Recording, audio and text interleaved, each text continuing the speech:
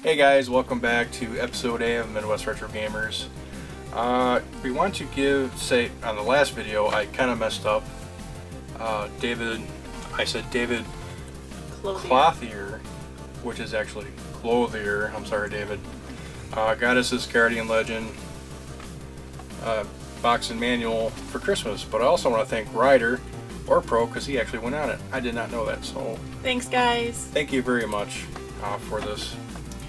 And we also got another present from Machine Games Texas, Chase, who sent us a game, Journey to Celius. Thank you, Chase. That's awesome. We really appreciate it. You know, this is a cool game. It has great music in it, which you can probably hear in the background because I'm probably going to put it in while we're recording this. Which is kind of funny though. On the back, there's a label on here. It says Danville, Illinois. Which I thought was kind of funny. It made its way to Texas, and no, it made its way back to Illinois. Yep. So, thank you, Chase. Thank you. First, let's go over our Goodwill finds. There's actually a lot today. Yeah, we've been finding some good Goodwill finds. Toy Tony actually found some good N64 games at Goodwill, and I told him to pick up, you know, the good ones and leave the crappy ones because there was a Mario Tennis he had, but the label's all torn in half, so I was like, Dan, just leave it. Let's get the other ones. So, Retro Mo, take it away. Alright, well, first we have Ready to Rumble Boxing with the N64, which is one of my favorite systems. Then this is Fighting Force for, again, the N64. And then... Ready to Rumble Boxing Part 2. Oh. I was gonna say. Yeah. Again, this label is not very good, so we'll probably look for a better one. But hey, it's good to have the collection. Right. And then this is Rampage 2, which is a good game. It's not bad. I love the Rampage game, and especially then, the arcade. The arcade was fun. And then Eric actually found a lot of these PlayStation 2 games. $2 each. Yeah, you have the Grand Theft Auto, Vice City. then same thing, but San Andreas. And Metal Gear Solid 3. Yes. Still looking for the red label one, which is worth like $60. Right. Haven't ran into that yet. Then Metal Gear Solid 2. Again, PlayStation 2. I like these games, the Final Fantasy games. Love those games. Final Fantasy 10 was it? Was this 10? Yeah, you didn't say. Oh, my bad. You said Final Fantasy. I just love Final Fantasy. The games are good. Then Devil May Cry. Never heard of this one. Again, the PlayStation 2. There was a stack of games. I grabbed them all. I actually found something at best. Goodwill for once.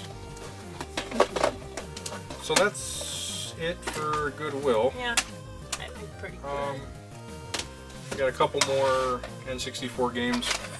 Yeah, not from Goodwill, but from stores we tend to go to a couple times.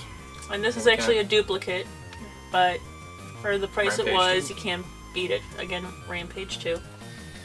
And then this, I never even knew they had a Game Shark for the for the N64. So it's kind of cool looking though. And then Beast Wars, Transmetal. Transformers. That is Transmetals. Oh, it is Transmetals. My bad. Right. So, which is a good one. That's okay.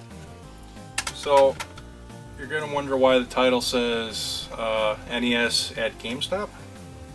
And that'll be the last game I'm going to show you here. First, these weren't from GameStop, but these are from stores I've been getting. So first one we got is Firehawk. Tenjin Tubin. I love the names. Indiana Jones and the Temple of Doom, the Black Label. Don't ask me why I'm talking like that. Yeah, I don't know why you're talking like that either. Wizardry.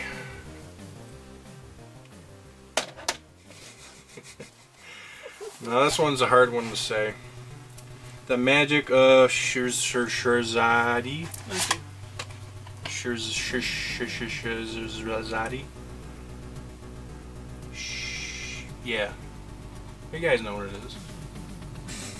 Your guess is, I don't know.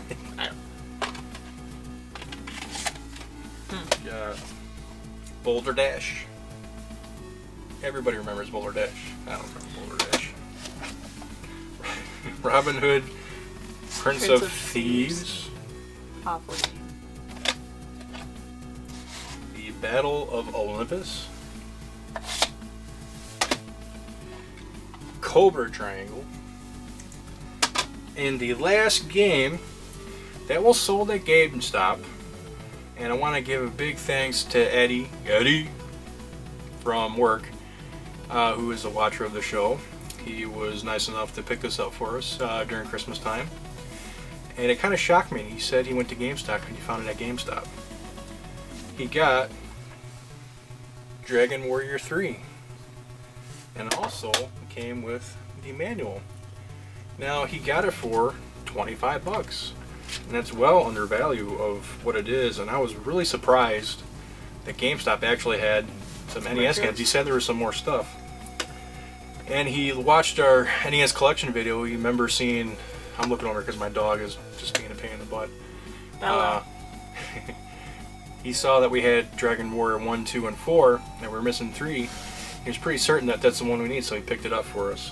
And it was a very big surprise, and thank you, Ed, for picking that up for us. So now we have all the Dragon Warrior games, 1 through 4. So that's all we got for this week. Let's take it to Toy Tony for his toy tip of the day. Hello YouTubers, Toy Tony with the toy tip of the day for you.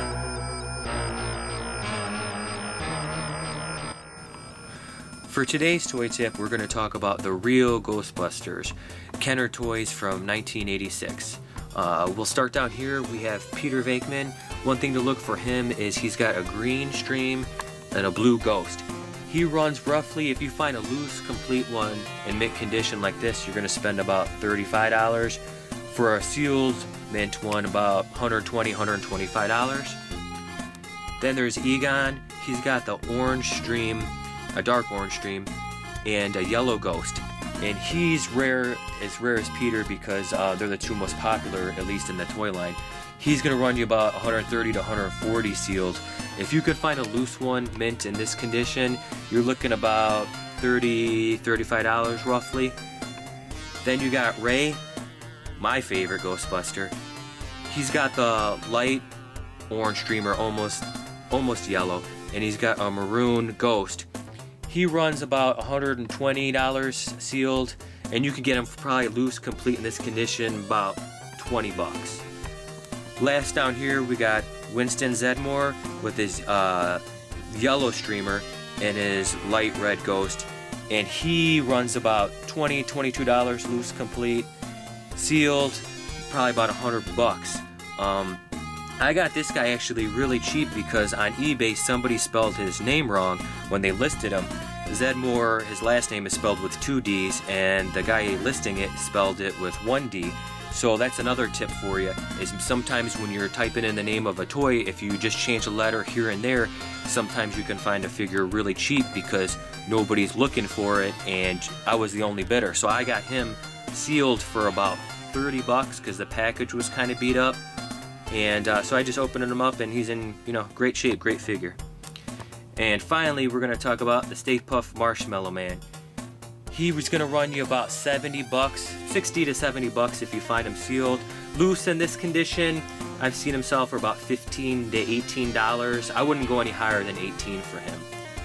And if you're gonna buy these figures without their accessories, like say you're gonna buy Peter without his Dream and without his Ghost and the Proton Pack, just the figure itself, I would only spend maybe about $3. If it was a really good shape figure, maybe $5. But if it was one of those flea market finds, I'd go about $3. Make sure you pick up, if you see him, Egon, and especially Winston, because Winston is one of those you don't see that often. So if you see him at a flea market, garage sale, make sure you grab him. Ray and Peter are more common. One last real Ghostbusters tip is regarding these ghosts. These ghosts are usually found fairly easy at garage sales, flea markets, those kind of thing, especially Ray's ghost. However, there's some ghosts that are more rare and more valuable. For example, there's an orange ghost that was only released with the Ecto-1 vehicle. This ghost is really rare and not as common. If you ever see one of these, I definitely recommend you pick it up and add it to your collection. I would spend at least about $5 on a ghost like this. These ones you can usually get pretty cheap for maybe $1 or so, maybe even cheaper. But definitely, if you ever see this orange ghost, pick it up. That's Toy Tony giving you an awesome tip. Thanks for watching, everyone. See you in the toy aisle. Thanks, Tony, for that toy tip of the day. We actually forgot one thing was on the floor here. I didn't see it. It was actually from Goodwill. It's Mighty Morphin Power Rangers. From the Goodwill for $1. I got it. Toy Tony said it was a good find, so I picked it up. And we also got one toy that I forgot about too. That Retro Mo picked up at Toys R Us. It was on clearance. Ghostbusters against Janine and Sam Hain. $20. Not bad. Yeah, not too bad. Not bad at all. And the box is actually very in good condition. No, except I did find out from Tony that it's missing one little label right in the middle.